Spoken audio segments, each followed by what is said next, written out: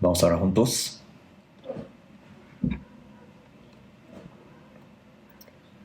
Dios nuestro Padre Celestial, Santo y Misericordioso, que siempre nos amas. Nosotros andábamos en pecados, lejos de ti, pero tú tuviste compasión de nosotros y por tu amor tan grande, el Señor Jesucristo cargó toda la condenación, el juicio sobre su hombro, y por su sangre derramada tan preciosa nos limpiaste de todos nuestros pecados y nos has salvado sin precio gratuitamente y nos has hecho tus hijos y nos has entregado la esperanza bendita de ir al cielo eterno. Por toda esta gracia, solamente a ti, nuestro Dios Padre, damos toda la alabanza y gracias. Nosotros los salvos nos hemos reunido en este lugar para alabar tu gracia tan grande y para aprender la palabra y también para llevar comunión en el grupo de los hijos de Dios. Te pedimos que guardes a cada uno de nosotros y también que permitas la gracia necesaria a cada uno. Señor, tú nos ayudas nuestra debilidad. Nos falta mucho todavía, somos muy débiles, pero solo confiamos en tu diestra de poder. Con tu palabra y la mano poderosa, te pedimos que nos ayudes para que podamos vivir como es digno de un hijo de Dios. En todo nuestro país y en toda parte del mundo están todos los hermanos que predican el Evangelio en dificultades. Te pedimos que los guardes con el poder del Espíritu Santo, para que con el corazón muy valiente puedan predicar el Evangelio a fin de que más almas reciban la salvación, que se manifieste el poder de Dios. Y también te pedimos que permitas a todos los que predican tu palabra el poder del Espíritu Santo para que puedan predicar el Evangelio con el corazón muy valiente y que así tú seas glorificado y que sea entregada a todos nosotros la palabra necesaria para cada uno de nosotros. Esta hora también haznos entender tu voluntad santa, tu palabra, y también que no nos olvidemos de la palabra fácilmente, sino que podamos guardarla a fin de que tú seas glorificado. Solamente esperamos que el Espíritu Santo nos guíe desde el principio hasta el fin. En el nombre de nuestro Señor Jesús oramos. Amén. Vamos a buscar en la Biblia Apocalipsis, capítulo 1. Apocalipsis, capítulo 1.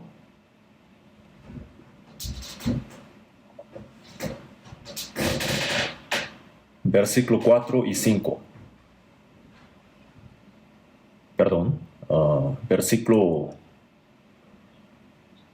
Apocalipsis capítulo 1, versículos 5 y 6. Apocalipsis capítulo 1, 5 y 6. Y de Jesucristo, el testigo fiel, el primogénito de los muertos y el soberano de los reyes de la tierra, al que nos amó y nos lavó de nuestros pecados con su sangre, y nos hizo reyes y sacerdotes para Dios, su Padre. A él sea gloria e imperio por los siglos de los siglos. Amén.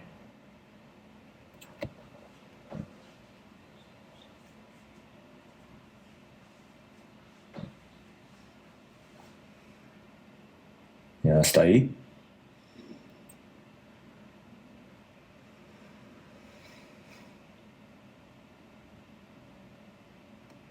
Estamos en el fin del mundo que Dios ha determinado y como sabemos bien, el mundo está lleno de maldades. La ciencia se desarrolla, la civilización avanza, el arte también se desarrolla, el entretenimiento también, todas las cosas se desarrollan, pero más rápido se desarrolla el pecado y el mundo está lleno de pecado. En la generación de Noé, el mundo estaba lleno de pecados y por eso Dios juzgó al mundo con el agua y destruyó todo. De la misma manera, ahora, el Evangelio se ha predicado en toda parte del mundo. Dios tiene ahora larga paciencia y en esta era de gracia todavía hay muchas personas que no se arrepienten, que andan en pecados. Ellos han desarrollado la civilización de ciencias, también el entretenimiento y todo tipo de deleite carnal. Y no les interesa para nada las obras de Dios. A todos ellos Dios algún día va a juzgar y todos nosotros sabemos eso, como lo dice en 2 de Pedro 3:7, por lo cual el mundo de entonces pereció anegado en agua, pero los cielos y la tierra que existen ahora están reservados por la misma palabra, guardados para el fuego, en el día del juicio y de la perdición de los hombres impíos, para juzgar al mundo al final con el fuego. Dios tiene larga paciencia ahora. Dios todavía reserva el mundo durante todo el tiempo de la predicación del Evangelio. Pero Dios, algún día se va a acabar la paciencia de Dios. En este fin del mundo, nosotros hemos sido salvos de en medio de este pecado del mundo y también hemos sido separados del mundo. Y como hijos de Dios, como santos, nosotros ahora podemos vivir en el Señor, en el grupo, con esta fe y esperanza, bajo la protección y la guía del Espíritu Santo. Esto es una gran gracia y también es un milagro. Entonces, ¿cómo tenemos que vivir nosotros los cristianos salvos? Como siempre estamos aprendiendo, nuestro cuerpo todavía está en el mundo, pero nosotros no pertenecemos al mundo. Hemos sido escogidos por Dios. Para entrar en el reino de Dios hemos sido separados santamente. Entonces, para servirle a Dios, hemos sido separados de manera santa. Entonces, nosotros, de verdad, los cristianos, ¿cómo tenemos que vivir? Es un tema muy importante. Por medio de nuestro conocimiento, nuestra doctrina o solamente por nuestra palabra de la boca. Así no se cree. Nuestra fe no se basa en tales cosas solamente. La verdad de Dios se tiene que manifestar a través de nuestro corazón y también a través de nuestra vida, para que podamos ser llamados realmente cristianos y para que podamos tener una evidencia de que somos realmente los que tienen la fe y la esperanza eterna. Entonces, la Biblia continuamente nos enseña sobre cómo deben vivir los cristianos salvos. Estamos aprendiéndolo. Dios creó el mundo y hasta que llegue el momento determinado de Dios, el fin que Dios ha determinado, Dios hace una obra. Hay obra que los hombres hacen y también hay otra obra que Dios hace, ¿no? La obra de Dios es lo siguiente: el hombre que fue creado a la imagen de Dios fue corrompido por causa del pecado, pero por causa de la gracia de Jesucristo recibe la salvación y así se prepara el pueblo de Dios que va al cielo. Entonces, para que ellos, los salvos, puedan ir al cielo, Dios los va cambiando poco a poco y al mismo tiempo Dios quiere hacer su voluntad a través de los hombres. El diablo también obra a través de los hombres, Dios obra a través de los hombres. Entonces, ¿a través de qué tipo de personas? Primeramente, a través de los que de verdad nacieron de nuevo y también que obedecen de verdad a la palabra de Dios desde su corazón, que sirven a Dios, que glorifican a Dios. A través de tales personas, Dios cumple sus obras. Entonces, hemos entendido la gracia de Dios de verdad y hemos sido salvos. Y no solo eso, hemos sido hechos hijos de Dios y nuestra vida y nuestro corazón van cambiando poco a poco, siendo preparados poco a poco como los dignos de entrar en el reino de Dios, ¿no? Y al mismo tiempo tenemos que entender lo que quiere hacer Dios a través de nosotros y tenemos que hacerlo realmente, realizarlo. La diferencia de la gente del mundo y nosotros es la salvación, ¿no? Y no se refiere esto a algo de conocimiento o a alguna doctrina o a alguna vida religiosa que uno va a la iglesia y eso no es. Hay mucha gente que tiene una vida religiosa.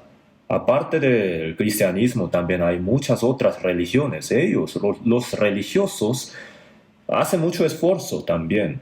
Nosotros los cristianos salvos, si viviéramos de la misma manera, de la misma forma que esos religiosos, entonces hay algo equivocado ahí. Dios nos enseña a través de la Biblia cómo debemos vivir nosotros los hijos de Dios. Entonces tenemos que obedecer a 100% a esa palabra, tenemos que sujetarnos.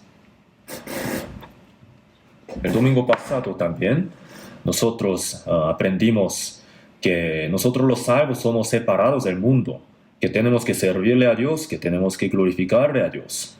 Y también para cumplir la obra santa de Dios hemos sido separados. Entonces, en el pasado nosotros vivíamos en medio de pecados, lejos de Dios. Sin embargo, hemos sido hechos el pueblo santo de Dios por medio de la salvación. Y también nos ha hecho los sacerdotes. Sobre esto hoy también vamos a continuar aprendiendo. Apocalipsis 1:5, otra vez les leo. El testigo fiel, el primogénito de los muertos. Jesucristo, ¿no? Dice aquí, el testigo fiel. El testigo fiel. El testigo fiel de Dios. El testigo no solo testifica de Dios, sino también cumple la obra de Dios. En el Antiguo Testamento Dios hacía muchas obras a través del pueblo de Israel. La historia del pueblo de Israel era para dar testimonio sobre cómo es Dios, ¿no? ¿Quién es Dios? El creador de todas las cosas del mundo. El creador hace milagros, ¿no? Demuestra que Él es capaz de hacer todas las cosas. Creó el universo por su palabra y por su palabra lo gobierna. El hombre no lo puede entender, no lo puede hacer. Eso es un milagro, ¿verdad? Dios es el que hace milagros. La historia del pueblo de Israel, Dios hizo muchos milagros que un hombre jamás podría imaginar. Entonces, por medio de eso, Dios testificó de que Él es el creador. Al mismo tiempo,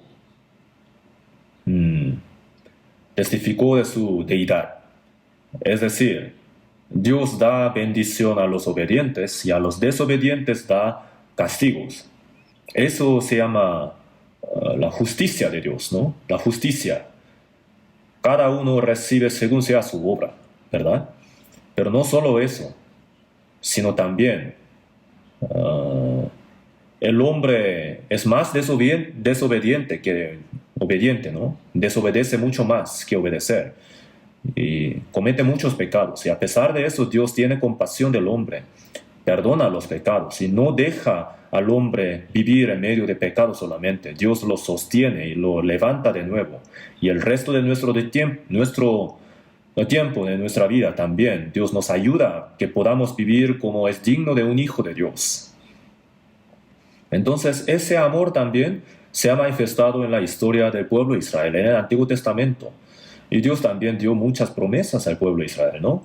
No solamente al pueblo de Israel, sino también para salvar a todo el mundo. Dios iba a enviar a Cristo. Eso fue la promesa. Y conforme a esa promesa, Cristo vino al mundo. Él es Jesucristo, en quien creemos, ¿verdad? Jesús. Ese nombre significa salvación. Cristo significa el Salvador.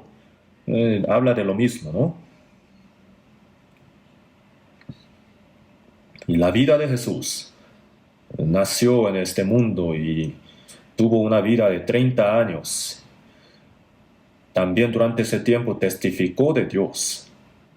Conforme a la promesa de que Él iba a nacer de una virgen, Él nació de una virgen. Y como un hombre, un ser humano, vivió 30 años. Y durante 3 años y medio cumplió las obras de Dios. Murió en la cruz y resucitó en 3 días. Y ascendió, y así completó toda la obra de la salvación de Dios. Y a eso se refiere el testigo fiel. Jesús fue fiel hasta la muerte, murió y resucitó y así completó la obra de salvación de Dios, ¿no? Entonces, como testigo fiel, el primogénito de los muertos revivió de en medio de los muertos y así ha sido el primogénito. Por causa de nuestros pecados murió y para justificarnos, para darnos una nueva vida, revivió y nos mostró así que nosotros los renacidos también podemos ir al cielo. Jesús nos lo mostró a través de su asunción. Entonces, toda la vida de Jesús fue un testimonio, una evidencia por medio de la cual podemos confiar en Dios. Entonces, Jesucristo fue la cabeza de todos los reyes, así también está escrito, ¿no? Los reyes son los que gobiernan en el mundo. Y Jesús es la cabeza de todos ellos. Es el que gobierna el mundo. Han habido reyes que se pusieron contra Dios, pero Dios los castigó.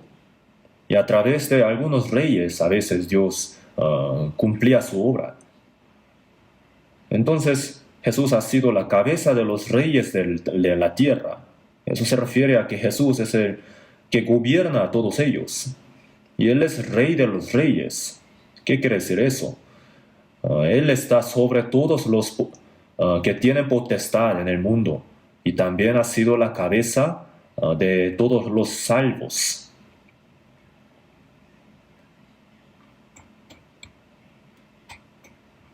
Entonces, el primogénito de los muertos, el soberano de los reyes de la tierra, el que nos amó.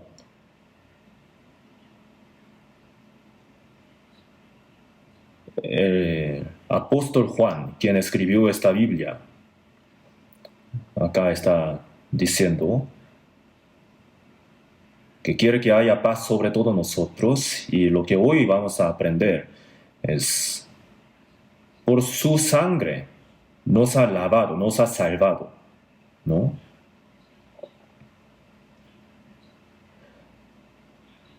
Jesús es el amor de Dios encarnecido. Nosotros hemos conocido y creído el amor que Dios tiene para con nosotros. 1 Juan 4:16, ¿no? Entonces el amor de Dios para con nosotros se ha manifestado a través de Jesús, y la muerte y la resurrección fueron como una evidencia, un modelo real. De tal manera amó Dios al mundo, que ha dado a su Hijo unigénito. Dios no nos amó solo con su palabra, sino también envió a su Hijo unigénito y lo hizo morir en lugar de los pecadores. Y así se ha manifestado el amor de Dios. Nos amó y nos lavó de nuestros pecados con su sangre. Jesús murió y derramó la sangre. Por medio de esa sangre, Dios nos lavó de todos nuestros pecados eternamente y nos ha librado de la condenación, del juicio de pecado. Nos ha librado. Eso se refiere eso significa lo mismo que nos lavó de nuestros pecados. De la condenación, de la muerte, nos ha librado. El que tiene la pena de muerte, por ejemplo, condenación de muerte, si a él le dijera: tú estás libre, entonces se sorprendería, ¿no? Está libre ahora, entonces estamos libres nosotros. De nuestros pecados hemos sido librados. No solamente nos salva la sangre de Jesús, sino también nos ha librado del pecado y de la condenación eterna, de la potestad de Satanás. Y el versículo 6, nos hizo reyes y sacerdotes para Dios, su Padre. A Él sea gloria e imperio por los siglos de los siglos. Amén. Nos ha librado de nuestros pecados, y también acá habla de un propósito por el cual nos ha salvado. Nos hizo reyes y sacerdotes para Dios, su Padre. Isaías 43 también dice, yo soy el que borro tus rebeliones por amor de mí mismo. En Isaías 43 dice así, ¿no? Yo soy el que borro tus rebeliones por amor de mí mismo. No me acordaré de tus pecados. Nos amó, nos salvó. Y todo eso fue para la gloria de Dios. El hijo pródigo, cuando volvió a su padre, el padre estaba muy contento, ¿no? Estaba feliz. De hecho, estaba más feliz que el hijo mismo. ¿Por qué razón? Porque cuando el hijo no volvía, el padre estaba triste. El hombre fue creado a la imagen de Dios y eso fue para la gloria de Dios. El hombre cometió pecado y así cayó y hubo un problema en la gloria de Dios, ¿no? Entonces, el que fue creado para la gloria de Dios, en Isaías 43 dice, para gloria mía los he creado. Para gloria mía, dice. El hombre fue creado para la gloria de Dios. Nos salvó también para la gloria de Dios. Entonces, después de que nos salvó, el resto de nuestra vida es para la gloria de Dios. Por lo tanto, para nuestro Padre Dios, nos ha salvado nuestro Padre Dios. Nuestro Padre Dios dice aquí, Padre nuestro que estás en los cielos, así nos ha mandado orar, ¿verdad? Entonces, Our Father in Heaven, en inglés, así dice. Nuestro Padre, todos nosotros los salvos. El Padre nuestro celestial es el que creó todas las cosas del universo y también que las gobierna y que está en la gloria eterna, está en el cielo. Ese Dios ha sido nuestro Padre. Entonces nuestro Padre Dios nos ha hecho su reino y sus sacerdotes. Tenemos que entender primeramente que Dios nos salvó para su gloria. Entonces, el resto de nuestra vida, ¿cómo la tenemos que llevar? Tenemos que vivir para ese propósito por el cual Dios nos salvó. 1 Pedro 2:9 también dijo, mas vosotros sois linaje escogido, real sacerdocio, nación santa, pueblo adquirido por Dios. Nosotros somos linaje escogido, real sacerdocio, real, rey. Él es el que gobierna, ¿verdad? El ministerio más glorioso en medio del pueblo de Israel era sacerdocio. No cualquier persona podía ser sacerdote. Entre los levitas también solamente los hijos de Aarón podían ser sacerdotes. Entonces nosotros los salvos, todos nosotros somos real sacerdotes como reyes. Tenemos este ministerio tan glorioso. El rey representa la gloria y no solamente queda ahí sentado, sino tiene que gobernar bien, conforme a la voluntad de Dios. Entonces, ¿qué tenemos que gobernar? Nosotros somos sacerdotes gloriosos de Dios. Algunos dicen, ¿quién es el sacerdote? En el Nuevo Testamento, pastor, usted es el sacerdote. Pero en la Biblia no dice que un pastor es sacerdote. Todos nosotros los salvos somos sacerdotes de Dios.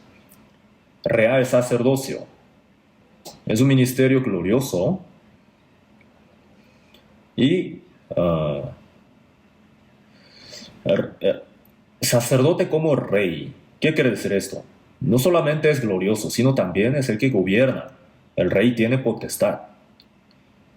Entonces, los reyes de Israel tenían la potestad que Dios había otorgado. Y conforme a la voluntad de Dios tenía que gobernar el reino. Entonces nosotros, ¿qué tenemos que gobernar? No tenemos que gobernar sobre otras personas, sino sobre uno mismo. ¿No? Primera de Pedro, capítulo 2, versículo 11. Amados, yo os ruego como a extranjeros y peregrinos, que os abstengáis de los deseos carnales que batallan contra el alma. Que abstengáis de los deseos carnales que batallan contra el alma. Entonces en nosotros está el espíritu, el cual quiere vivir conforme a la voluntad de Dios, porque según el hombre interior me deleito en la ley de Dios, así dice, ¿no? Entonces hay otra ley a la que no le gusta, pero veo otra ley en mis miembros que se rebela contra la ley de mi mente y que me lleva cautivo a la ley del pecado que está en mis miembros. Se refiere a la naturaleza pecaminosa. Todavía no se ha cambiado, entonces pelea contra nuestro espíritu. Entonces tenemos doble ánimo. Hay un carácter en nosotros que quiere vivir conforme a la voluntad de Dios. Y hay otro corazón que al que no le gusta eso, que quiere vivir conforme a sus propios deseos solamente. Porque según el hombre interior me deleito en la ley de Dios, pero veo otra ley en mis miembros que se revela contra la ley de mi mente y que me lleva cautivo a la ley del pecado que está en mis miembros. Miserable de mí. Entonces, que os abstengáis de los deseos carnales que batallan contra el alma. El deseo carnal se revela contra Dios.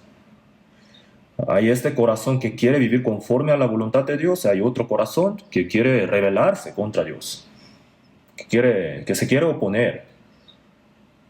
Sería genial si se nos quitara totalmente la naturaleza antigua, pecaminosa, ¿verdad?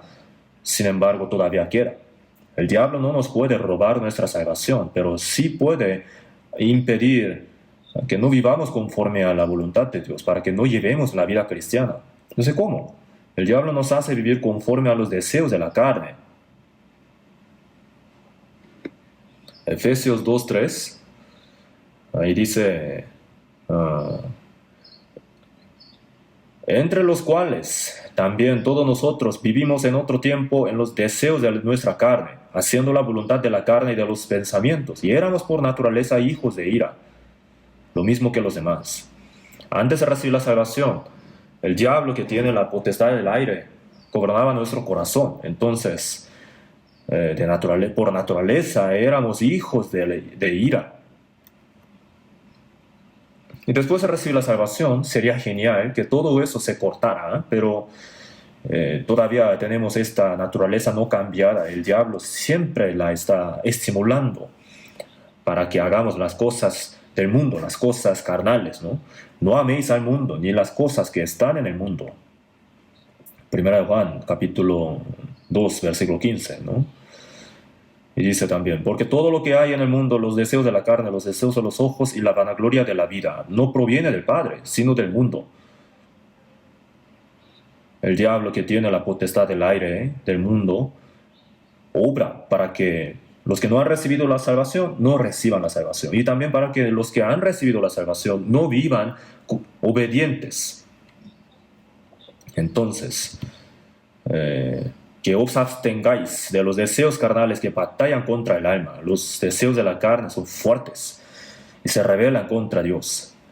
Dios utiliza los vasos limpios, ¿no? A través de los obedientes Dios es glorificado.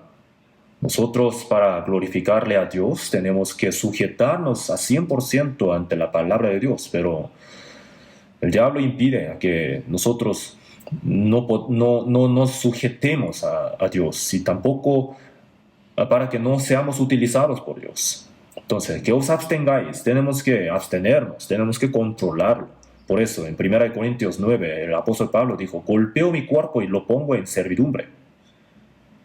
El gran apóstol, Pablo, ¿no? Pero hasta la muerte tenía ese deseo carnal que quería rebelarse, que quería desobedecer.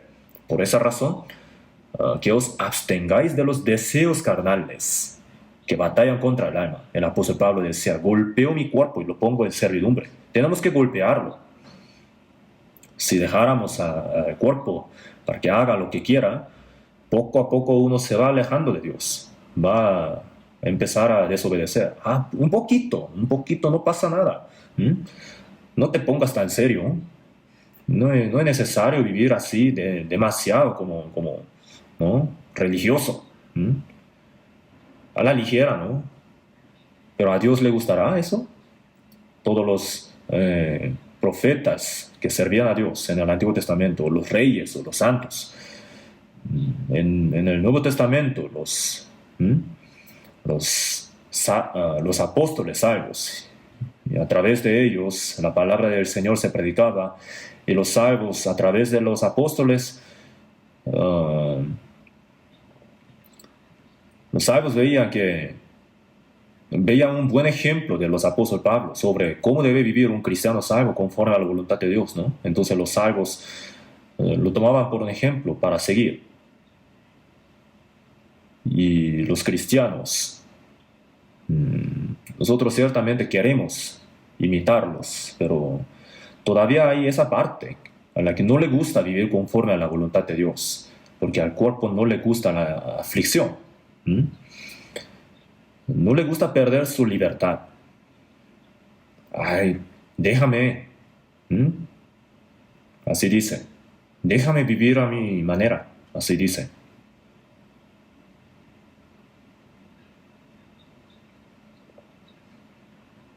A veces uno piensa así, ¿no? Que vivir conforme a la voluntad de Dios o la voluntad del Espíritu Santo es como estar ¿m? bajo un control. Es como perder la libertad. Pero la carne, si tuviera la libertad, comete pecado. Tenemos libertad en la verdad, pero vivir conforme a la voluntad de la carne no es la libertad, es libertinaje. Por esa razón, el apóstol Pablo dijo que tenemos que golpearlo. No sea que habiendo sido heraldo para otros, yo mismo venga a ser eliminado.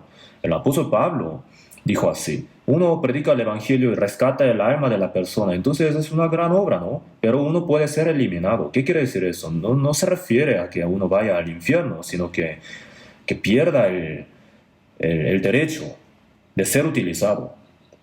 Entonces va a ser una persona inútil. Dios utiliza utensilio limpio, ¿no? Y por esa razón, que os abstengáis de los deseos carnales que batallan contra el alma. Tenemos que sujetar nuestro cuerpo, negarnos. Cuando estudiaba en la escuela teológica, no me acuerdo el nombre, pero había un profesor. Su apodo era fariseo. Daba mucha énfasis en las leyes. Y por eso no quería hacer comer mucho azúcar, por eso estaba muy flaco. No comía mucho él, por eso estaba flaco. Él decía, yo golpeo mi cuerpo para sujetarlo. Y siempre cuando pasaba por la oficina de ese pastor, escuchaba las canciones del mundo, del radio.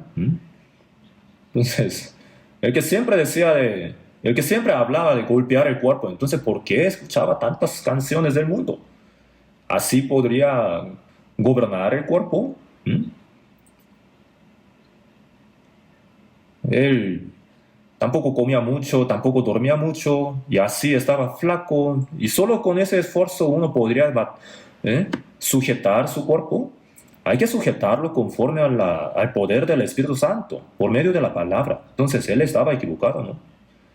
Piensen un poquito sobre el significado del real sacerdocio. El Señor es nuestro Señor, nuestro Rey. Yo no soy el Rey. El Señor tiene que gobernarme a mí. Santificad a Dios el Señor en vuestros corazones. El Señor, ¿qué quiere decir eso? El dueño, ¿no? Si el Señor es el Señor de mi corazón, entonces, si el Señor me gobierna, puedo ser santo. Por eso, entonces nosotros somos sacerdotes. Nos hizo reyes y sacerdotes para Dios su Padre. Sacerdotes. No somos sacerdotes de boca solamente. Tenemos este ministerio tan glorioso y pesado, ¿no? Entonces, ¿qué tenemos que hacer? No tenemos que escuchar la palabra y pasar por alto. No tenemos que dejar que pase la palabra. Uno come algo muy bueno para la salud, pero si no la mastica y traga solamente, entonces no le va a hacer tanto no le va a ser de tanta ayuda, ¿no? Entonces tienen que masticarlo. Y el animal que no rumia es inmundo. En Salmos capítulo 1 dice, sino que en la ley de Jehová está su delicia y en su ley medita de día y de noche. No se refiere a que uno piense de día y de noche en la palabra de Dios solamente, sino que uno recuerde cada rato la palabra de Dios, ¿no? Y que conecte la palabra de Dios a su corazón, a su vida. Uno dice, ah, qué buena la palabra, y no la aplica a su vida. Entonces, ¿qué tiene que ver con Dios eso? Apocalipsis capítulo 20 vamos a buscar en la Biblia.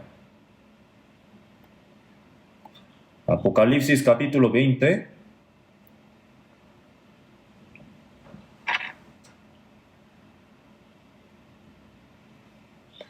Capítulo 20, versículo 6. Bienaventurado y santo el que tiene parte en la primera resurrección. La segunda muerte no tiene potestad sobre ellos, estos, sino que serán sacerdotes de Dios y de Cristo, y reinarán con él 1000 años.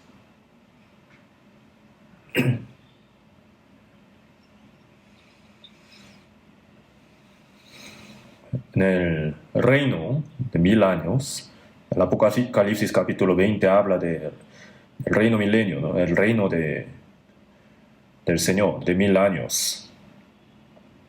El que tiene parte en la primera resurrección, se refiere a la primera resurrección que va a suceder en la segunda venida del Señor. ¿Y la segunda resurrección a qué se refiere?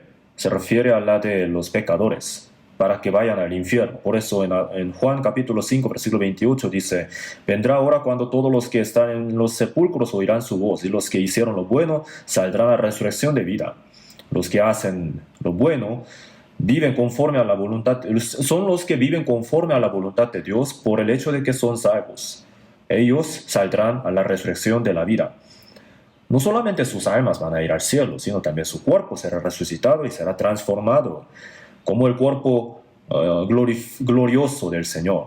Por eso en 1 Corintios 15 dice, todos seremos transformados en un momento, en un abrir y cerrar de ojos, a la final trompeta, porque se tocará la trompeta y los muertos serán resucitados incorruptibles y nosotros seremos transformados. Este cuerpo mortal va a ser transformado a un cuerpo glorioso, eterno, incorruptible. Esa es la primera resurrección.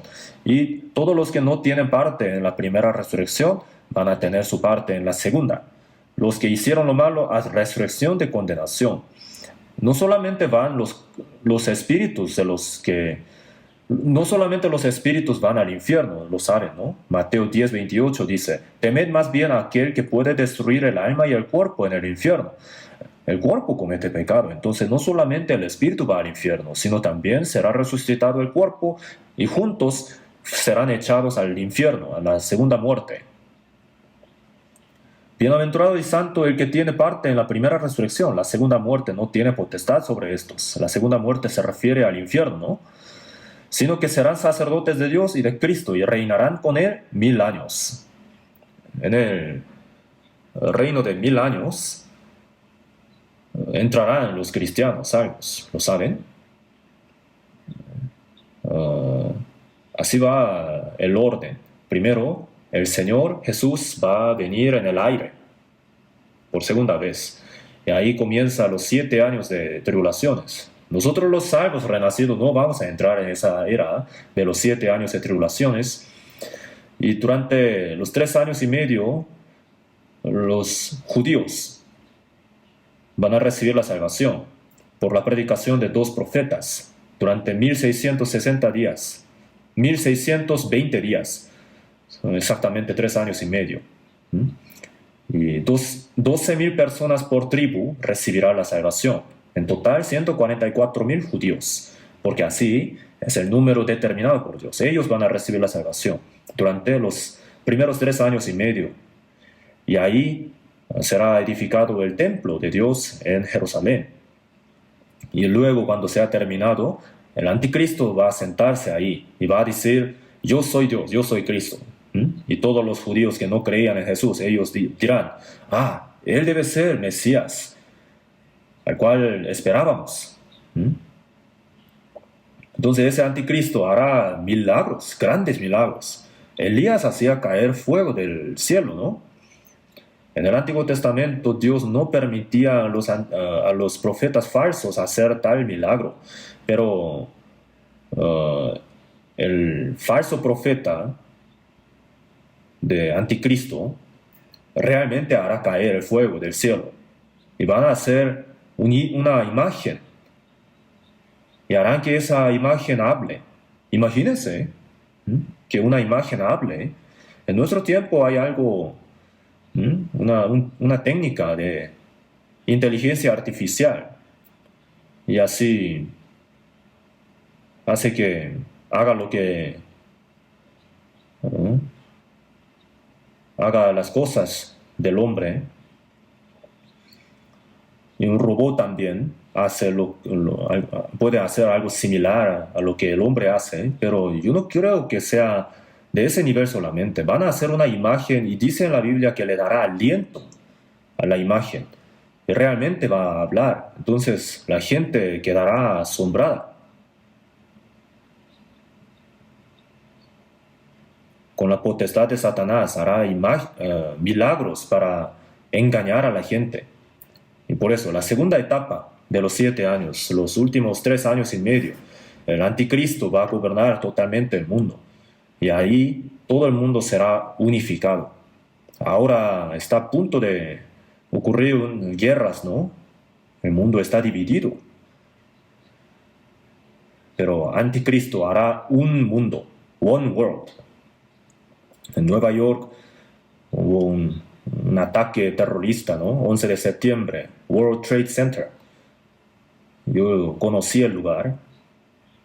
Torres gemelas fueron derrumbadas y ahora hay un solo edificio, una sola torre de 110 pisos. Y el nombre que tiene ese edificio es un problema porque dice One World, un mundo. Y en Nueva York también está el centro de Rockefeller y también hay una plaza ahí, una fuente. Y justo al frente de ese edificio hay una escultura de una persona recostada. No entendí el significado exacto de esa escultura. Creo que significa algo, pero lo importante es que esa persona tiene un compás en su mano. De verdad lo tiene. Y entonces, ¿por qué? ¿Para qué es un compás? Seguramente habrán escuchado. Los judíos tienen la técnica de, de construcción en piedra. La técnica más avanzada del mundo tienen ellos. Entonces, en la antigüedad, ellos trabajaban en todas partes del mundo, ¿no? Y no solamente trabajaban en esa área, sino también hicieron una asociación secreta, francmasonería. Franc se refiere a la libertad y masonería, los picapedreros. Y la herramienta más importante de ellos es compás.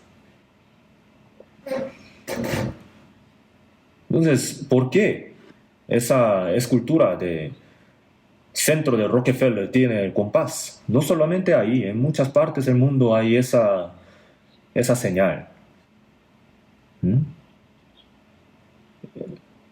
Es como compás. Israel está en el centro del mundo, ¿no? Entonces ellos van a poner el compás ahí y hará un círculo y así va a gobernar todo el mundo con el poder económico y también poder político que han estado acumulados durante mucho tiempo, ¿no? Durante 2000 años ellos serán asesinados por los gentiles y ellos se quieren vengar. Van a hacer un mundo gobernado por los judíos y ese plan está en progreso. No es una teoría, es una asociación realmente terrible. Y otra señal, otro símbolo es escuadra. Esos son los símbolos de francmasonería. También tienen otro nombre, Illuminati, ¿verdad? El billete de Estados Unidos de $1, la parte de atrás, ¿qué hay? Un pirámide, ¿no? Y ese pirámide tiene un ojo. el ojo que ve el mundo. Y abajo en latín dice algo. Hasta que se ha hecho un mundo, un solo orden, se ocupará este billete. A eso se refiere. Así dicen. Un mundo. Poco después ya no hará falta usar los billetes. Porque todos van a recibir una marca en la mano derecha o en la frente, en la cual estarán registrados todos los datos personales y también antecedentes penales o propiedades, ¿no? Y con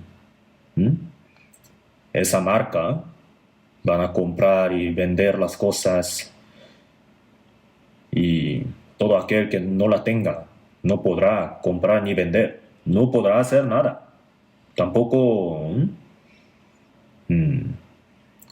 tampoco podrá viajar, no podrá entrar en ningún lugar.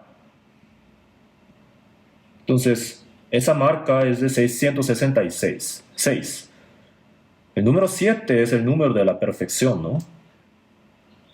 Pero falta uno. Falta uno.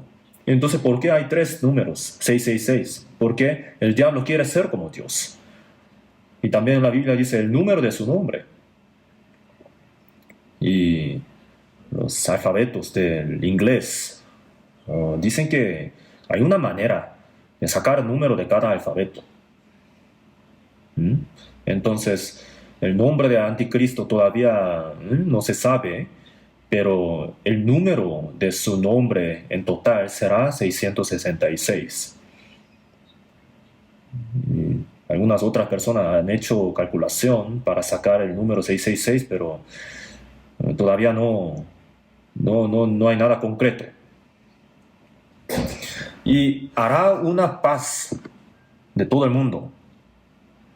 Y a todos los que no reciban esa marca, los condenará como los que rompen la paz y van a decapitarlos. Aparecerá la guillotina. Entonces, cuando termine la obra de salvación para 144,000 judíos, el templo será terminado y Anticristo aparecerá. ¿Y por qué Dios permite 3 años y medio? En el huerto de Edén, Dios permitió que el diablo tentara a Adán, ¿verdad? Sin que haya el permiso de Dios, el diablo no puede probar, el diablo no puede tentar. El hombre fue creado a la imagen de Dios para que fuera tan glorioso como Dios, tan eterno como Dios. Para eso fue creado a la imagen de Dios. Pero para entrar en la vida eterna y la gloria eterna de Dios, el hombre tiene que pasar por una prueba. Una prueba del diablo que quiso ser como Dios y fue expulsado. Entonces en el huerto del Edén había el fruto de la vida y también el fruto de la ciencia del bien y del mal. Si el hombre comía de la vida, entonces vivía eternamente. Pero si comía de la ciencia del bien y del mal, entonces era destruido como el diablo. Moría. Entonces la prueba era eso, ¿no? Para comer del árbol de la vida, el hombre tenía que pasar la prueba del árbol de la ciencia del bien y del mal.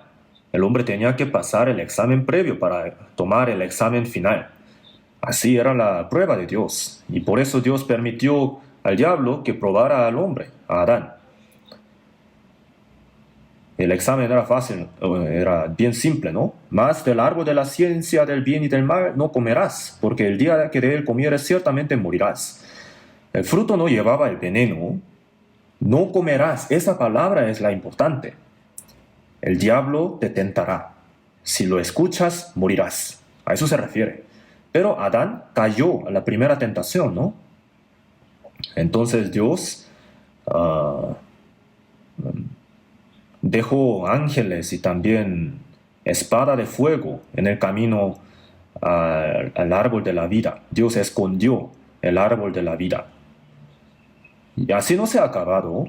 Jesús vino. La paga de pecado es muerte, ¿no? Entonces un pecador, si se acercara al árbol de la vida, moriría. por causa de la espada de fuego.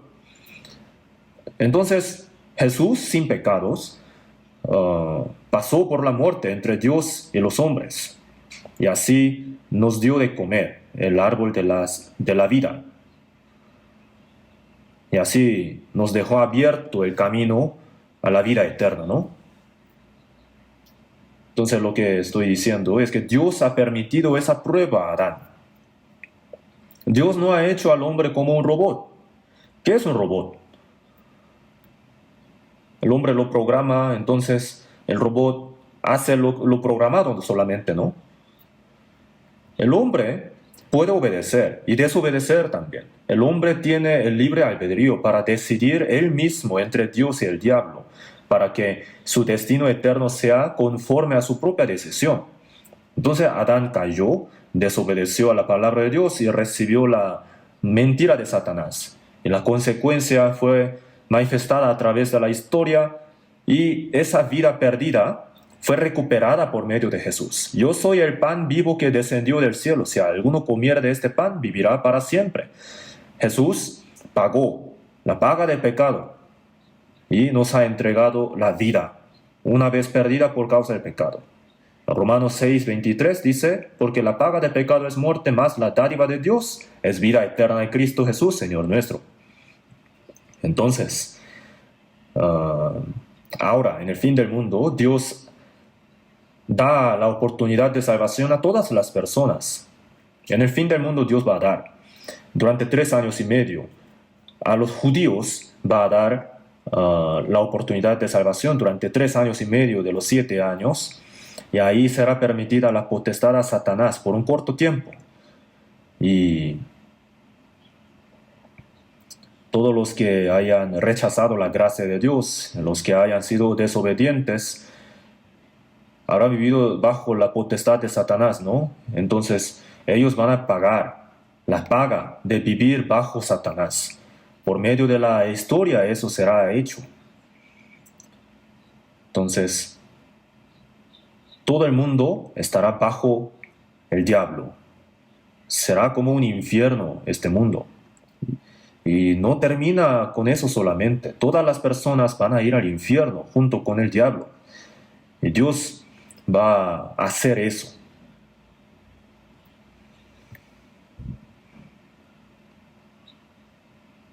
Entonces, después de que termine esa etapa de los 7 años de tribulación, al final de los 7 años habrá la guerra final de Armagedón y la guerra nuclear. Dios va a quemar totalmente el mundo. Y si desechara toda la tierra, qué desperdicio, ¿no? Porque así sería un fracaso total la tierra. Entonces Dios va a crear de nuevo, recrear la tierra. Tan hermosa, más que el huerto del Edén. Y los salvos entrarán ahí. Así que durante ese periodo de los 1000 años, estos serán sacerdotes de Dios y de Cristo y reinarán con él 1000 años. Los cristianos salvos en el reino de los 1000 años reinarán con el Señor durante 1000 años. En ese reino, gobernado por el Señor. Entonces, en Zacarías 14:4, cuando Jesús venga a la tierra, dice ahí, y se afirmarán sus pies en aquel día sobre el monte de los olivos. Después de los 7 años, Dios juzgará el mundo. Y en Zacarías capítulo 14, está escrito sobre una guerra. Todo el mundo contra Israel. Capítulo 14, versículo 1 y 2, ahí dice así. En el versículo 4, ahí dice que todas las naciones irán a Jerusalén para atacar. Y en el versículo 12 dice, y esta será la plaga con que herirá Jehová a todos los pueblos que pelearon contra Jerusalén. La carne de ellos se corromperá estando ellos sobre sus pies, y se consumirán en las cuencas sus ojos, y la lengua se les deshará en su boca. Una palabra terrible, ¿no? Estando de pie, el hombre, ¿cómo puede ser descompuesto? ¿Cómo se corrompe estando de pie? ¿Qué quiere decir eso? Estando vivo se va a corromper. ¿Por qué entonces primero los ojos y la lengua? Cuando explota una bomba nuclear, las partes que se derriten primero son las partes más húmedas, los ojos y la lengua, y luego la carne. En un momento pasa eso. Ezequiel capítulo 38 también describe la guerra nuclear, ¿no? De hecho, la guerra nuclear es la única explicación para esos capítulos. Esas cosas son las que van a suceder en el fin. Y en el Monte de Olivos Jesús vendrá. Yo he podido ir a ese lugar, conocer ese lugar 2 veces, el Monte de los Olivos. Y cuando fui allí, yo también di una prédica a los pastores que me acompañaban. Hablé de Zacarías capítulo 14 y la restauración de Israel. Y un pastor de la iglesia de presbiteriana decía, ¿en qué parte de la Biblia dice eso? No sabía nada. De todos modos, entonces, ¿por qué yo di esa prédica? Porque nosotros dábamos prédicas por turno. Fuimos de un viaje. Entonces me tocó ahí cuando estuve en el Monte de los Olivos. Jesús dijo así, ¿no? Así vendrá como le habéis visto ir al cielo. Jesús vendrá de nuevo. Y vendrá Jehová mi Dios con él todos los santos. Todos los santos. Los ángeles también vendrán. ¿Y cuándo será eso? Cuando Dios juzgue el mundo, en el fin del mundo. Y cuando comience los 1000 años del reino de Dios. Entonces, después de la guerra de Armagedón, cuando comience los 1000 años, Jesús vendrá a la tierra. Y nosotros los salvos también vendremos al mundo. Entraremos en el reino de 1000 años. Seremos sacerdotes de Dios. Entonces, sacerdotes somos. Durante 1000 años, ¿qué harán los sacerdotes? Isaías 61, versículo 6. Ahí dice, y vosotros seréis llamados sacerdotes de Jehová, ministros de nuestro Dios seréis llamados. Los ministros, los servidores, ¿no? Los sacerdotes les sirven a Dios. Y no solamente en el reino de los 1000 años, sino Apocalipsis capítulo 22, vamos a buscar en la Biblia, Apocalipsis 22, del 3 al 4, leamos juntos. Y no habrá más maldición, y el trono de Dios y del Cordero estará en ella, y sus siervos les servirán, y verán su rostro, y su nombre estará en sus frentes.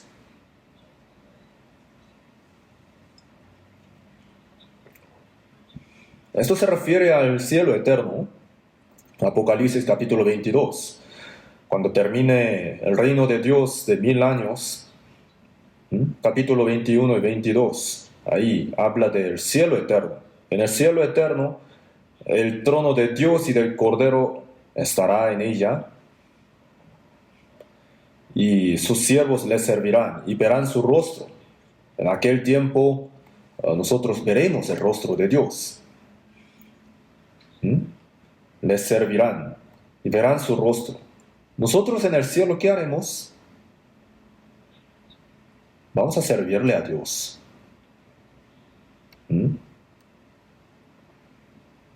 El servicio a Dios continuará aún en el cielo eterno. En el cielo, ¿quiénes servirán a Dios? Los salvos. Y los salvos, tanto en el mundo de ahora, como en el reino de 1000 años, como en el reino del cielo eterno, le serviremos a Dios. Para eso nos ha salvado, para que nosotros le sirvamos a Dios. Tenemos que entenderlo bien. Estoy hablando de algo real. Entonces, ¿a qué se refiere servirle a Dios? Sujetarse a 100% a la palabra de Dios y glorificarle a Dios. Primera de Corintios, capítulo 10, vamos a buscar en la Biblia. Primera de Corintios, capítulo 10.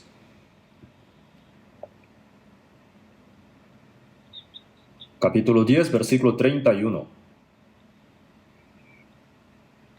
Leamos juntos. Si pues coméis o bebéis o hacéis otra cosa, hacedlo todo para la gloria de Dios. Si coméis o bebéis o hacéis otra cosa, coméis o bebéis o hacéis otra cosa. Otra cosa, es decir, todas las cosas, ¿no? La vida personal o el trabajo, negocio, casamiento o una mudanza, todas las cosas. ¿Para qué son? Para la gloria de Dios. Romanos 3:23 dice, por cuanto todos pecaron y están destituidos de la gloria de Dios. Como la consecuencia del pecado, el hombre perdió el derecho de entrar en la gloria de Dios. Pero en Hebreos capítulo 2, versículo 10, Dios dijo, porque convenía que habiendo de llevar muchos hijos a la gloria, perfeccionase por aflicciones el autor de la salvación de ellos. El Señor nos salvó, vino al mundo y murió como un grano de trigo, y así muchos hijos nacieron. Por la muerte de unigénito, muchos hijos nacieron, y así podemos entrar en la gloria de Dios. El propósito de salvarnos es para que entremos en la gloria de Dios. Entonces, convenía que el autor de la salvación de ellos perfeccionase por aflicciones.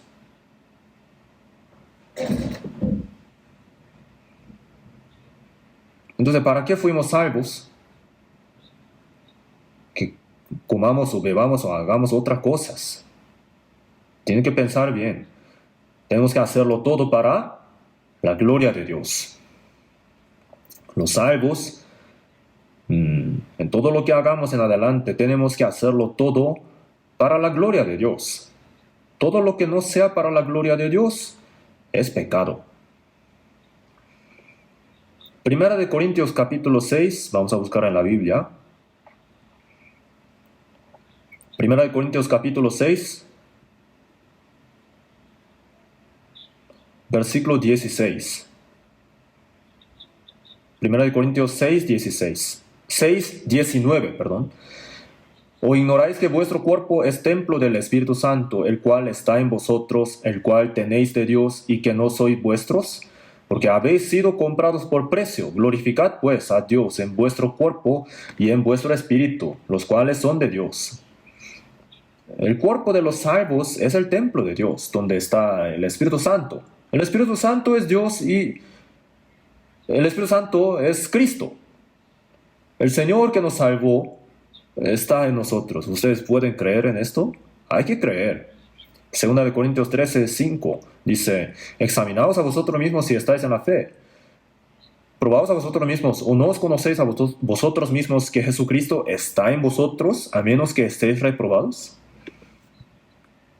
Si Cristo no está en vosotros, sois reprobados, dice. Y si alguno no tiene el Espíritu de Cristo, no es de él. Que lo crea o no, Cristo está en él. El Señor quien me dio el perdón, ahora está en mi corazón. Uno no lo sabe y por eso comete pecado con el cuerpo. 1 Corintios capítulo 6 habla de una persona que cometió pecado de fornicación con el cuerpo. Entonces, el apóstol Pablo lo reprendía. ¿De quién? Es el cuerpo. ¿Con ese cuerpo puedes cometer pecado tan fácilmente? ¿De quién es el cuerpo? 1 Corintios 6, 17. Pero el que se une al Señor, un espíritu es con él. El espíritu mío y el espíritu del Señor han sido uno. Ya no se pueden separar. Entonces, mi espíritu y el espíritu del Señor son uno solo y está ahora en mi cuerpo. Y por eso, mi cuerpo es el templo, porque está ahí el Señor. Entonces, con el templo del Señor cometemos pecado, ¿No lo sabéis? No lo sabe, por eso comete pecado. Si alguno destruyera el templo de Dios, Dios le destruirá a él. En 1 Corintios 13, capítulo 3, versículo 17. La iglesia también es el templo de Dios. No tenemos que contaminar el templo. No soy vuestros. El cuerpo, el espíritu, todos. Habéis sido comprados por precio.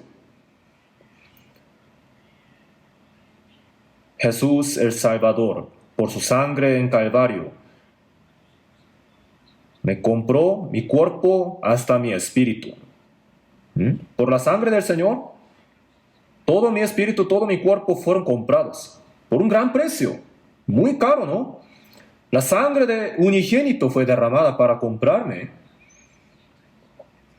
1 Corintios 7, 23. Por precio fuisteis comprados. En otra versión, han sido comprados por un gran precio. Ya no somos nuestros, porque el precio fue tan grande. Después de recibir la salvación, ¿qué cosa de todo lo que tenemos es nuestra? Todo mi espíritu, toda mi vida, todo mi cuerpo y mi juventud, toda mi salud también, todo lo que tenemos es de Dios. Desde el principio no ha habido nada nuestro. Antes de recibir la salvación, todo era el mío, ¿no? Mío, el mío es mío, tuyo es mío. Todo es mío, así decía. Guardaos de toda avaricia, dice en la Biblia. Porque la vida del hombre no consiste en la abundancia de los bienes que posee. El hombre quiere llenarse toda su codicia, ¿no?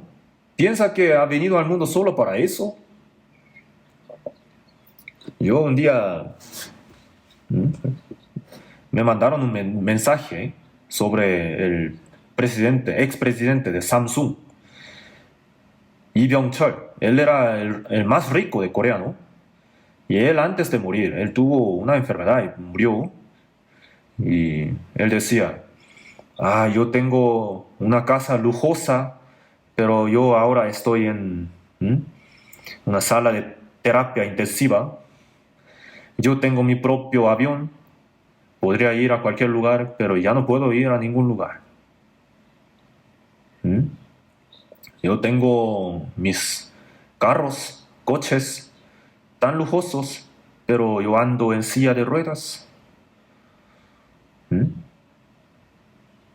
Tengo toda mi riqueza, pero no tengo nada.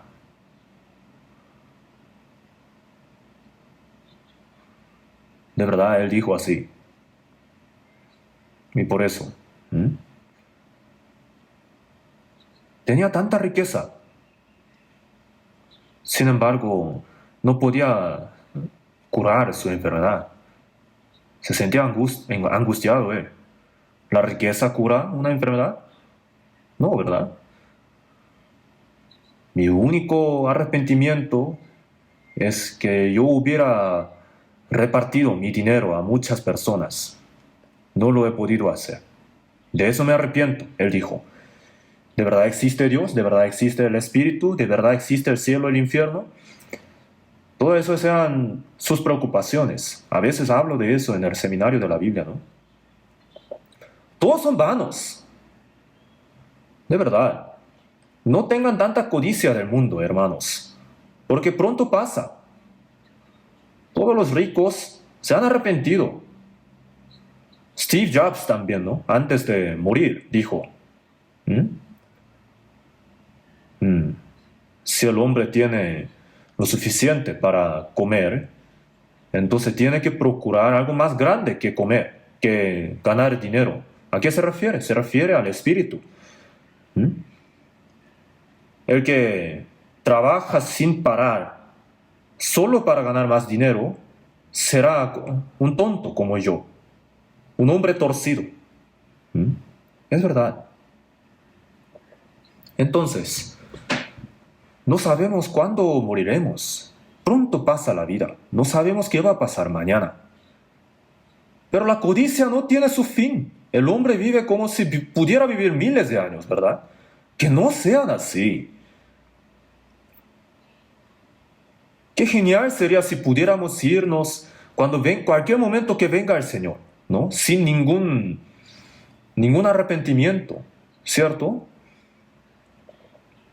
El Señor nos ha salvado para llevarnos al reino eterno. Tenemos que vivir conforme a ese propósito. Si pues coméis o bebéis o hacéis otra cosa, o por vida o por muerte, que vivamos o que moramos, para el Señor. Por eso en Romanos 14, del 7 al 8 dijo, porque ninguno de nosotros vive para sí, ninguno muere para sí. Pues si vivimos, para el Señor vivimos. Y si morimos, para el Señor morimos. Así pues, sea que vivamos o que moramos, del Señor somos. De nosotros, de los salvos, ¿no? Ninguno vive para sí, ninguno muere para sí. ¿Es así? ¿De verdad? Ninguno vive para sí, ninguno muere para sí. Para uno mismo uno se preocupa, para uno mismo se afana, para uno mismo vive y para uno mismo muere. Eso de verdad es una maldición. Lo siento, pero ¿qué valor tiene eso?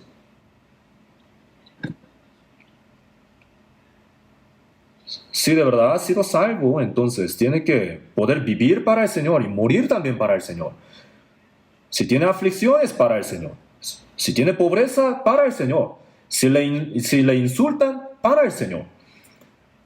Si uno puede vivir para el Señor y morir para el Señor, entonces es la gloria más grande, ¿no es cierto? Jesús vino al mundo y Jesús, que no tiene ningún pecado, vivió durante 30 años como hijo de un carpintero y durante 3 años y medio fue afligido tanto por su pueblo, fue maldito, fue injuriado, fue también condenado a la muerte, fue azotado por los soldados romanos y le golpearon con palo y también le golpearon la cabeza, le escupieron en su rostro y también le hicieron cargar la cruz.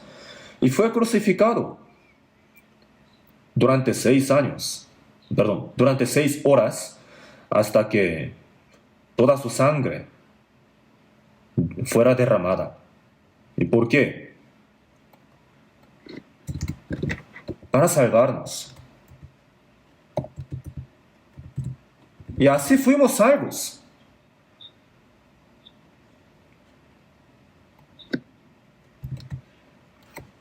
Sea que vivamos o que muramos, del Señor somos.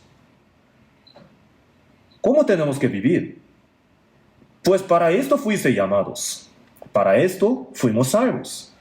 Para ser Señor así de los muertos como de los que viven. El Señor nos ha salvado para ese propósito. Yo he muerto por ti. Yo te salvé. Yo te salvé tu vida. ¿Y tú ahora podrás vivir por mí?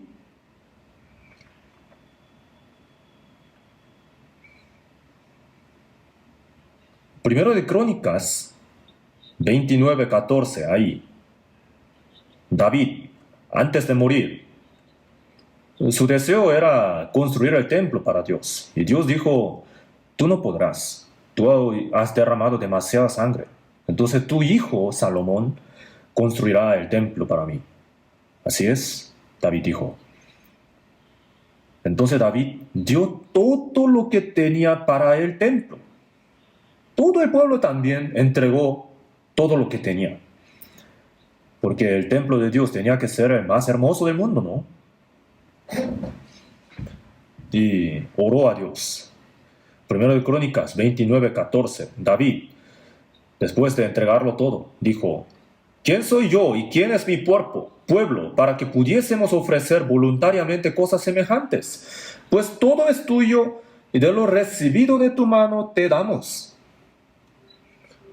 Y nosotros no tenemos nada, entonces somos como peregrinos, somos como viajeros. Venimos con las manos vacías y nos vamos con las manos vacías. Todo lo que tenemos fue dado por Dios, por el Señor. El Señor nos ha dado, entonces le entregamos lo del Señor a Dios.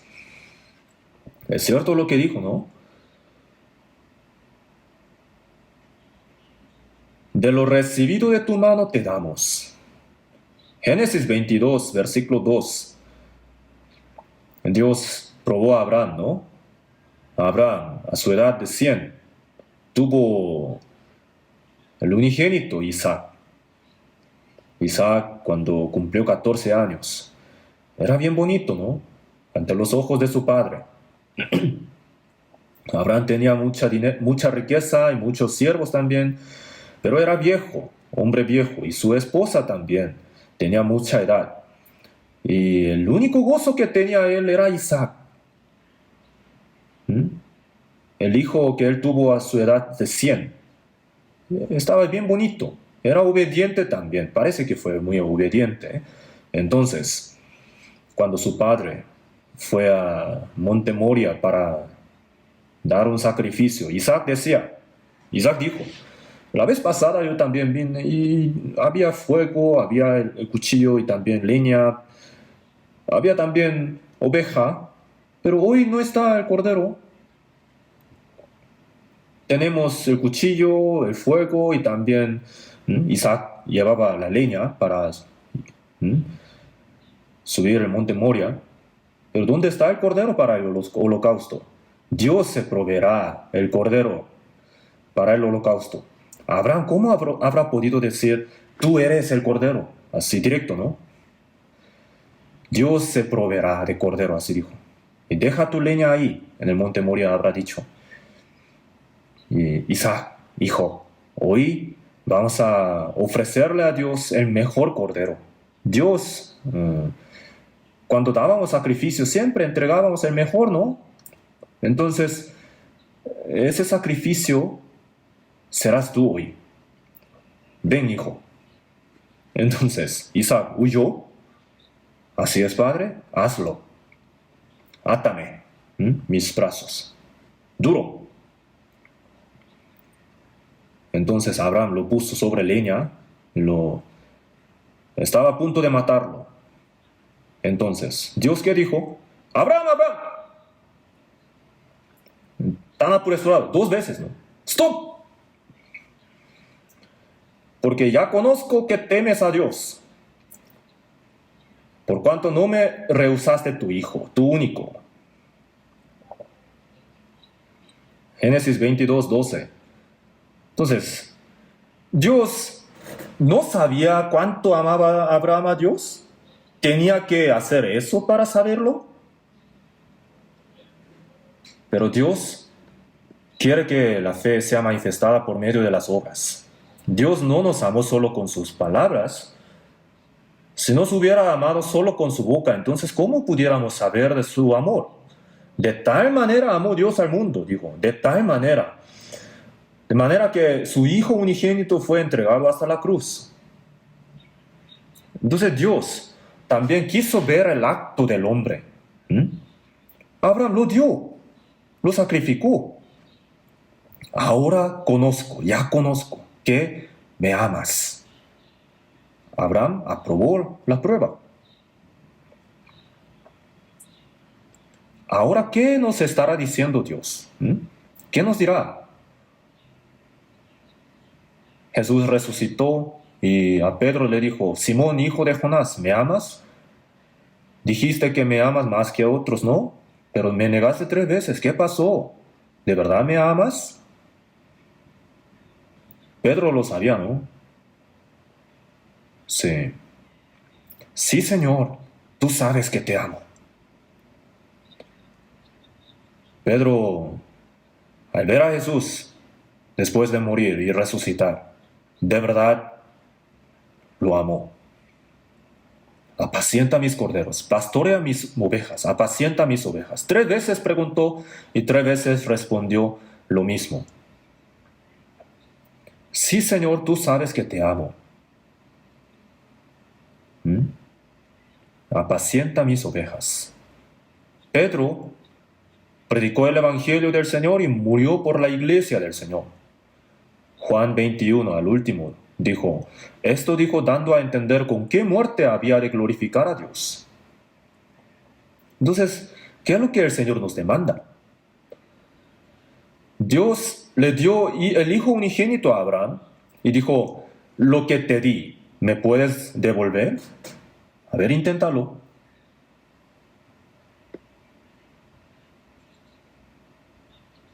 Voy a ver si lo haces o no. A Job también le había dado muchas cosas, pero de un día al otro le fue quitado todo. Tuvo una enfermedad lleno en su cuerpo. Y la esposa de Job, ¿qué le dijo? ¿Aún retienes tu integridad? Oye, tonto, maldice a Dios y muérete. Habló feo, ¿no? Pero Job, ¿qué dijo? Como suele hablar cualquiera de las mujeres fatuas, has hablado. ¿Qué? ¿Recibiremos de Dios el bien y el mal no lo recibiremos? Jehová dio y Jehová quitó. Sea el nombre de Jehová bendito. Job dijo así. Dios nos da y nos quita. Nos da todo.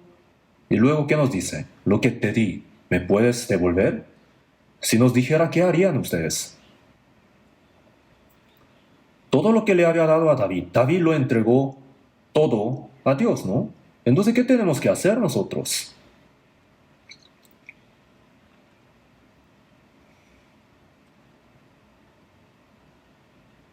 Mateo capítulo 6. Vamos a buscar en la Biblia. Mateo capítulo 6.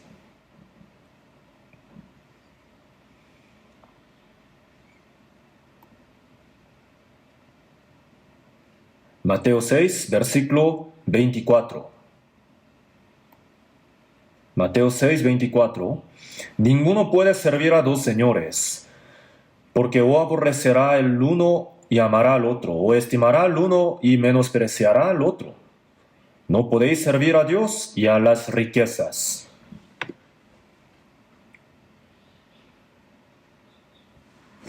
Ninguno puede servir a dos señores. Es verdad, ¿no? Ninguna mujer puede tener dos esposos. Nosotros no podemos servir al Señor y al dinero a la misma vez. ¿Por qué Jesús habrá dicho esto? Que ninguno puede servir a dos señores. A uno amará y a otro menospreciará. El pueblo de Israel, cuando estaba mezclado con los gentiles, servía a los ídolos de los gentiles y también a Dios. Servía a Dios y también a los ídolos, que no se sabía de dónde venía. ¿Era posible eso? ¿Cómo se atreve a dejar un ídolo ante Dios? Yo leyendo esa parte, yo decía, ¡ay, Señor! ¿Cómo podría un hombre servir a la riqueza al mismo tiempo? Sirviéndote. Pero Dios dice, no, lo has hecho, de verdad. Ninguno puede servir al Señor y a las riquezas al mismo tiempo. ¿De verdad ustedes están sirviéndole a Dios de todo su corazón? El Señor murió por nosotros. Dios entregó a su Hijo unigénito para nosotros. Nosotros deberíamos en realidad entregar toda nuestra vida para servirle a nuestro Señor. Filipenses 1:20, Pablo, ¿qué dijo? Conforme a mi anhelo y esperanza. Mi anhelo. ¿Cuál es mi anhelo?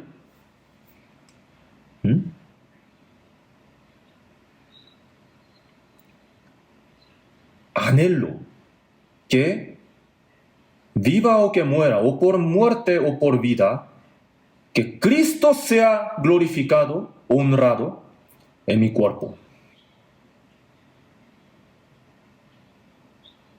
Si mi vida sirve de eso, entonces que yo viva. Y si mi muerte sirva de eso, entonces que yo muera. Que sea que vivamos o que moramos, del Señor somos. ¿Qué tal nosotros? Vamos a sacrificarnos para el Señor, pero a uno no le gusta. Estoy agradecido con el Señor porque me salvó, pero yo no me gustaría tanto sacrificarme tanto por el Señor. El Señor por salvarnos, vino, dejó su trono del lugar altísimo, ¿no? Y se bajó hasta el pesebre hediondo de los excrementos de los animales. El Creador Dios vino al mundo y nació como el hijo de un carpintero pobre. Y durante 3 años y medio vivió en el mundo. sin tener un lugar donde poner su cabeza, ¿no? Y fue crucificado por salvarnos. Entonces, ¿qué hacemos nosotros por él? Avaricia, ¿qué es idolatría? Uno no le sirve al Señor por causa de su propia avaricia. Para el Evangelio, para el Señor nos demanda el sacrificio. ¿Mm? ¿Acaso es mucho lo que nos pide? Jesús dice, ¿no? Todo el que procure salvar su vida la perderá, y todo el que la pierda la salvará. Si uno vive, si uno quiere morir por el Señor y por el Evangelio, entonces el Señor lo hace vivir. Si uno procura salvar su vida, morirá. Si por causa de su propia codicia no obedece a la palabra de Dios, entonces su corazón está muerto, es necio. De verdad es necio, ¿no es cierto esto?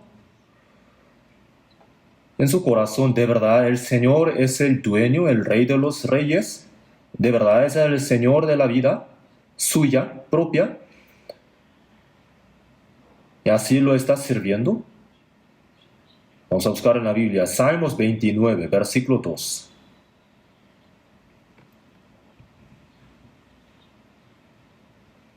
Salmos 29,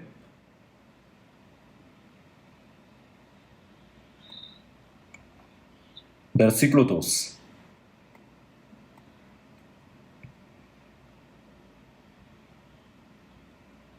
Leamos juntos. Dad a Jehová la gloria debida a su nombre. Adorad a Jehová en la hermosura de la santidad.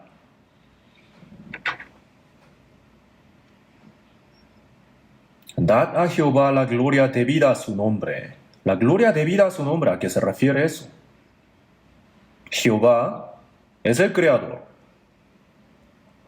Y también tiene el significado de Dios quien da gracia. Cristo tiene significado de mi Salvador, el Señor de mi vida. Entonces, dad a Jehová la gloria debida a su nombre. ¿Qué quiere decir eso? El Creador Dios, Dios que me creó, Dios que murió y resucitó por mí y así me salvó eternamente de la perdición. Salmo 116, versículo 12 dice,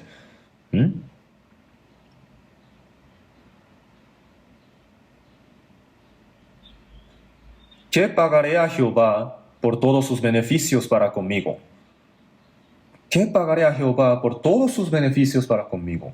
Murió por un pecador que soy yo, y sacrificó a su Hijo unigénito, derramó toda su sangre preciosa, nos perdonó eternamente de nuestros pecados, nos salvó sin precio y gratuitamente, nos ha hecho hijos de Dios y también nos da la esperanza del cielo eterno. Y ahora está con nosotros.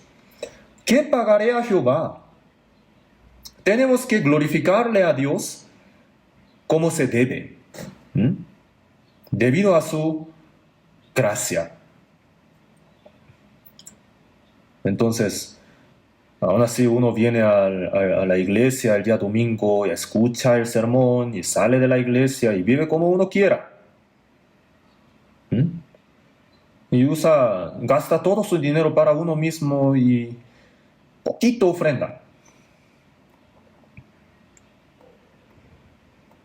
¿Acaso así está glorificando el nombre del Señor? Los apóstoles que predicaban el Evangelio, no solamente los apóstoles, sino también Romanos 16, versículo 3, Priscila y Aquila, ellos eran hermanos de la iglesia solamente, pero expusieron su vida por el apóstol Pablo. No solo lo hacían por el apóstol Pablo, sino que el apóstol Pablo exponía su vida por el Evangelio y a Priscila y Aquila expusieron su vida por el Evangelio, quien dispuso su corazón para morir por el Evangelio. Nosotros también podemos exponer nuestra vida para el Señor y para el Evangelio, ¿no? El apóstol Pablo decía, no estimo preciosa mi vida para mí mismo, para dar testimonio del Evangelio, de la gracia de Dios. Yo puedo entregar, yo puedo entregar toda mi vida. Si tuviera 100 vidas, las entregaría todas. Es cierto, ¿no? El Señor, para el Señor, ser afligido, ¿es injusto eso? No es así, es un triunfo, más bien. El apóstol Pablo fue arrestado y fue llevado a Roma y durante 2 años él predicaba el Evangelio. Al final fue decapitado, ¿no? En segunda de Timoteo 4 dijo, he peleado la buena batalla, he acabado la carrera, he guardado la fe. Por lo demás, me está guardada la corona de justicia, la cual me dará el Señor, juez justo, en aquel día. Es un triunfo verdadero. Al final, nosotros también. Ah, de verdad, he llevado bien mi vida. Para el Señor quien me salvó, he llevado una vida ah, más o menos bien, sin nada que avergonzarme. Deberíamos poder decir así, ¿no? Porque si no nos cuidamos lo suficiente, vamos a servir a Dios y también a la riqueza al mismo tiempo. Romanos 16 dice, tales personas no sirven a nuestro Señor Jesucristo, sino a sus propios vientres. ¿Qué quiere decir servir a sus propios vientres? Solo se preocupa por comer, ¿no? Sirve su propia carne. Pasa todo el tiempo pensando en deleitarse. No piensa nada en el Señor. Para uno mismo, si para uno mismo hace todo lo necesario, se sacrifica, se preocupa mucho, pero para el Señor, ¿qué tal? Todo tu corazón, toda tu vida, toda tu alma, ama a tu Dios, tu Señor. ¿Por qué tenemos que amarle a Dios de esa manera? Porque el Señor nos amó así, con toda su vida. Entonces es natural que nosotros le amemos al Señor de esa manera también, ¿no? Pero ¿m? Somos muy tacaños, muy codos. Segunda de Timoteo 2 dijo, si somos muertos con Él, también viviremos con Él. Si sufrimos, también reinaremos con Él. Un día medité en esa palabra. Si morimos con Él, ¿qué quiere decir eso? El Señor murió por nosotros. Como el Señor murió por nosotros, si nosotros somos muertos con Él, si morimos por Él, a eso se refiere, entonces viviremos de manera gloriosa con Él. Y sufrimos ¿qué cosa? Aflicciones, ¿no? Entonces, reinaremos también con Él. Seremos glorificados. Entonces, como cristianos salvos, de manera hermosa vamos a vivir. Ya queda poco para que venga el Señor. El reloj del fin del mundo. Ahora, ¿a qué hora está? ¿Cuánto tiempo falta para la medianoche? No lo han hecho así a la ligera. Los científicos de los Estados Unidos han juntado los datos para hacer ese reloj y quedan 90 segundos solamente para la medianoche.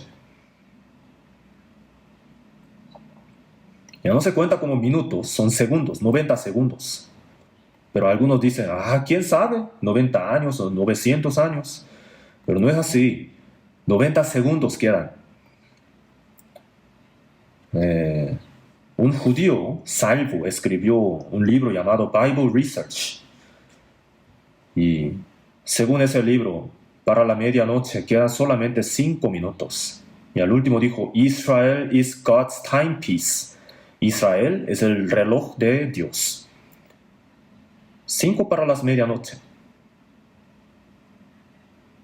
Y cada momento queda menos tiempo todavía. Pero algunos dicen, ¿será? Pero nosotros vamos a vivir bien para el Señor y lo recibiremos al Señor. Vamos a orar juntos para terminar.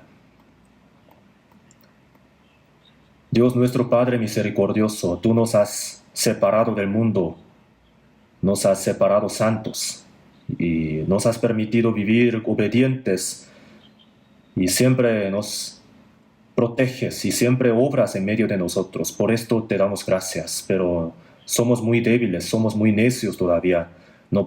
Muchas veces no obedecemos perfectamente a tu voluntad. Señor, te pedimos que te enseñorees de toda nuestra vida y nuestro corazón, para que las cosas vanas del mundo no nos roben nuestro corazón y que no vivamos conforme a los deseos vanos del mundo. Te pedimos que nos guíes. En el nombre de nuestro Señor Jesús, quien nos ama. Amén.